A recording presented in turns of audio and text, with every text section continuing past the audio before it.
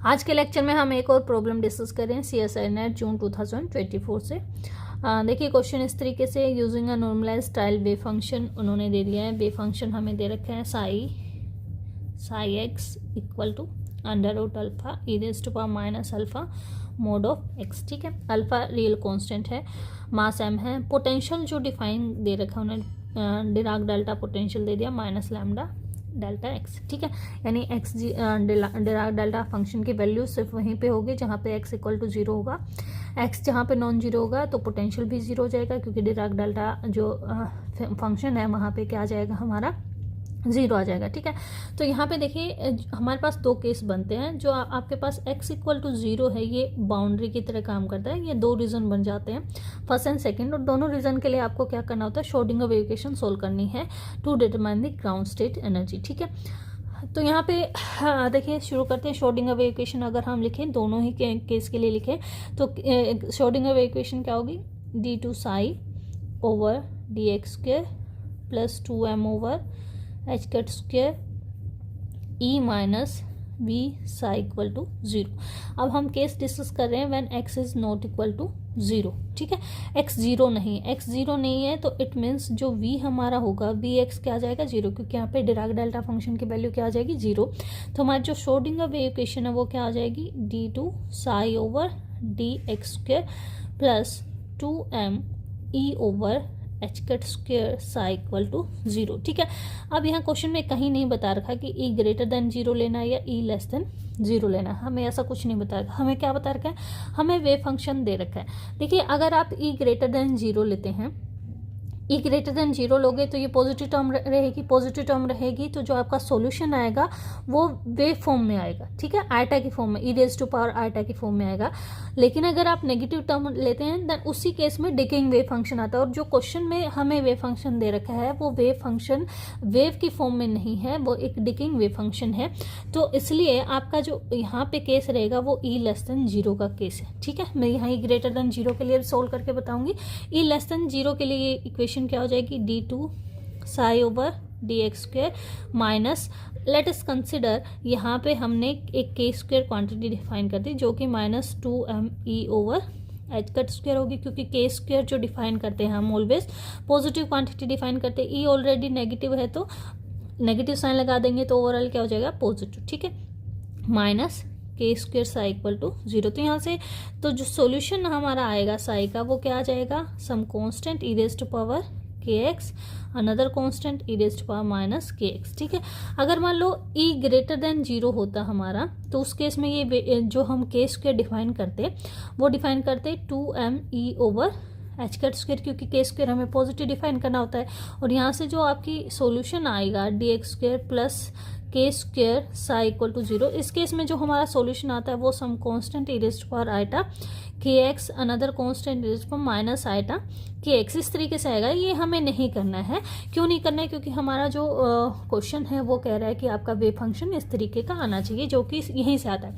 अब देखिए दो रीजन हमारे पास बन रहे हैं। First region x equal to zero पे फर्स्ट रीजन, और ये हमारा सेकंड रीजन। ठीक है, अब फर्स्ट रीजन की अगर हम बात करें तो फर्स्ट रीजन हमारा माइनस इन्फिनिटी से जीरो तक है, और सेकंड रीजन की बात करें तो जीरो से इन्फिनिट तक है।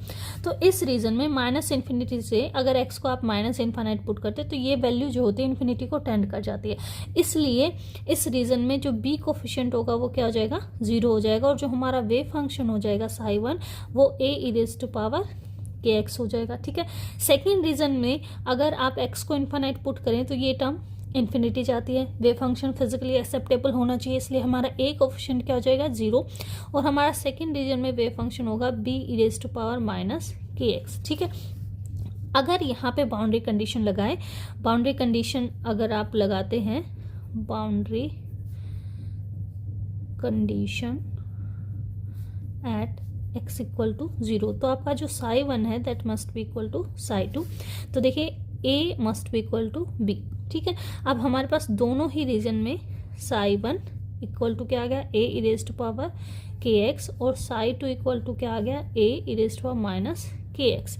आप इसको नॉर्मलाइज करेंगे तो ये अंडर रूट के आ जाएगा, तो कंबाइन करके आप क्या लिख सकते हैं, psi must be equal to under root k e raise to power minus k mod of x. और गिवन क्या है हमें, गिवन क्या है, गिवन वेव फंक्शन हमारा है psi is equal to under root alpha e raise power minus alpha mod of x. ठीक है, यानी के किसके इक्विवेलेंट है, के इक्विवेलेंट है अल्फा के। अब हमने यहाँ पे एक टर्म डिफाइन की थी, टर्म क्या थी, k square is equal to -2m e over h cut square, आपको ई ही निकालना है। ठीक है, तो देखिए यानी आप के इज इक्वल टू आपका अल्फा है, के इज इक्वल टू क्या है, अल्फा है, तो हम यहाँ से क्या कह सकते हैं, this imply alpha square is equal to क्या है, -2m e over h cut square, ये आ गया हमारे पास। ठीक है, यहाँ से जो एनर्जी की वैल्यू है वो क्या आ जाएगी, energy is equal to alpha square h cut square over 2m। ठीक है, ये वैल्यू आ गई। बट अगर आप ऑप्शन में चेक करें, ऑप्शन में लैम्डा की टर्म में है ना, अल्फा की टर्म में नहीं, एनर्जी तो निकल गई, लेकिन ऑप्शन आपको किसकी टर्म में दे रखा है, लैम्डा की टर्म में दे रखा है। तो फिर आपको अल्फा का या के का जो रिलेशन है वो किसके साथ निकालना पड़ेगा, लैम्डा के साथ निकालना पड़ेगा। और वो कहाँ से आएगा, वो आएगा जब आप वहाँ पे एक्स आप डिसकंटिन्यूटी कंडीशन निकालेंगे एट एक्स इक्वल टू 0 के लिए श्रोडिंगर वेव इक्वेशन सोल्व करेंगे और वहाँ से डिसकंटिन्यूटी कंडीशन निकालेंगे, वहाँ से ये आपका सोल्व होके आएगा। देखिए सोल्व करते हैं इसको, तो यहाँ पे देखिए जो हमारी श्रोडिंगर वेव इक्वेशन होगी एट एक्स इक्वल टू 0 पे अगर हम लिखें तो वो क्या आ जाएगी, minus h cut square over 2m d2 psi over dx square. ठीक है, और इज इक्वल टू क्या आ जाएगी आपकी, माइनस आपका लैम्डा देखा है, v टर्म होती है minus lambda delta x psi is equal to E, ये आ गया।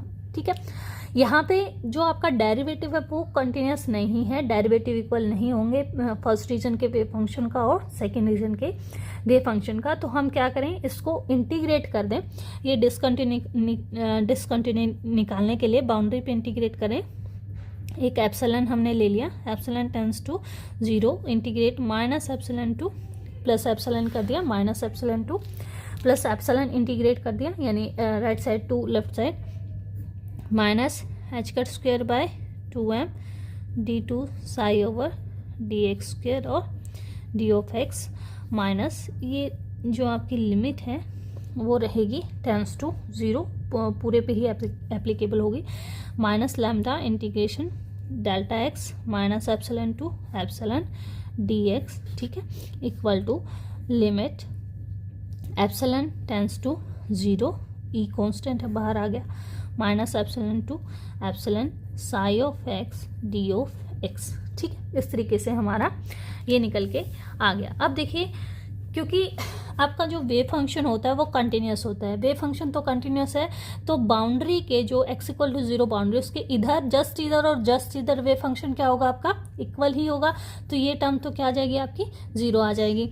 डेल्टा एक्स 0 पे डिफाइन होता है, वैल्यू देता है, तो ये टर्म जो आती है आपकी, इसमें वेव फंक्शन लिखना मैं भूल गई हूँ, साई ऑफ एक्स। ठीक है, ये सॉरी ये लिखना भूल गई।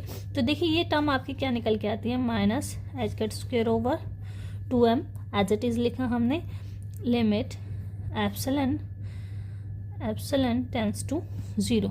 ठीक है, तो ये क्या आ जाएगा आपका, दिस टर्म इज करली, नेगेटिव साइड क्या है, Sai 1 opposite Sai 2 over x, minus एक डेरिवेटिव कम हो जाएगा, माइनस करली साई 1 ओवर करली एक्स, ये आ जाएगा। और यहाँ पे टर्म क्या आ जाएगी, माइनस लैम्डा साई एट 0, है ना, क्योंकि एप्सिलॉन क्या है 0 को टेंड कर रहा है और डेल्टा एक्स जो है 0 पे वैल्यू आपका दे रहा है, इक्वल टू क्या आ जाएगा 0। अब जो हमारा वेव फंक्शन था, देखिए वेव फंक्शन हमें गिवन था साई 1 इज इक्वल टू हमने निकाला था अंडर रूट के की जगह अल्फा लिख देंगे। ठीक है, और हमारा फर्स्ट रीजन में जो वेव फंक्शन था आपका पॉजिटिव वैल्यू थी e raise to power alpha x, और जो साई 2 हमारा था वो था under root alpha e raise to power minus alpha x. इस तरीके से हमने निकाला था और इसको आपने ध्यान में रखना है।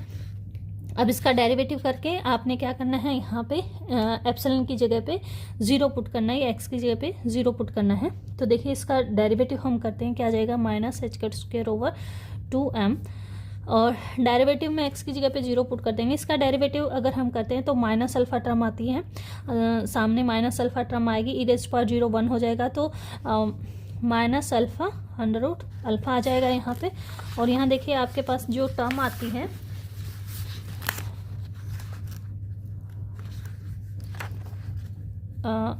इसका डेरिवेटिव करेंगे तो आ जाएगा आपका minus alpha under root alpha, और यहाँ माइनस लैम्डा, और साइन नोट की वैल्यू यहाँ पे क्या आती है, under root alpha is equal to 0। ठीक है, ये टर्म आ जाती है। Under root alpha throughout जो है कैंसिल आउट हो जाएगा, तो ये टर्म यहाँ से क्या आ जाएगी, माइनस माइनस प्लस हो जाएगा, 2 time of alpha h cut square by 2m is equal to lambda. ठीक है, ये आ जाएगा आपके पास, 2 से 2 कैंसिल हो गया। From here alpha is equal to lambda m over h cut square, क्या आ गया, lambda m over h cut square. और हमारी एनर्जी क्या आई थी, एनर्जी आई थी हमारी दिस वैल्यू। अल्फ़ा की जगह पे क्या लिखना है आपने, लैम्डा एम, माइनस टर्म आगे ही रहेगी, ओवर एच कट स्क्वेयर का स्क्वेयर है ना, अल्फ़ा स्क्वेयर है, h cut square by 2m।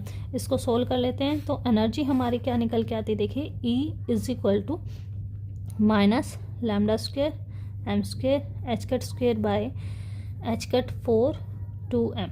ठीक है, एच कट स्क्वेयर से एच कट स्क्वेयर कैंसिल हो गया, minus lambda square m square by 2, एक m कैंसिल हो जाएगा। ठीक है, 2 एच कट स्क्वेयर। ठीक है, क्या टर्म आ गई, minus lambda square m by 2 h cut square. तो ऑप्शन अगर हम चेक करें, minus m lambda square by option 4 will be the right answer. क्या हो जाएगा, ऑप्शन 4 राइट हो जाएगा। हमने कुछ नहीं किया, हमने क्या किया यहाँ पे, यहाँ अल्फ़ा की वैल्यू आपने कैलकुलेट की थी lambda m over h cut square, इस अल्फ़ा की वैल्यू को यहाँ पे पुट कर दिया, जो कैंसिल हो रही थी टर्म को कैंसिल कर दिया, और लास्ट में आपके पास क्या बचेगा, minus lambda square m over 2 h cut square, which is option 4। Thank you.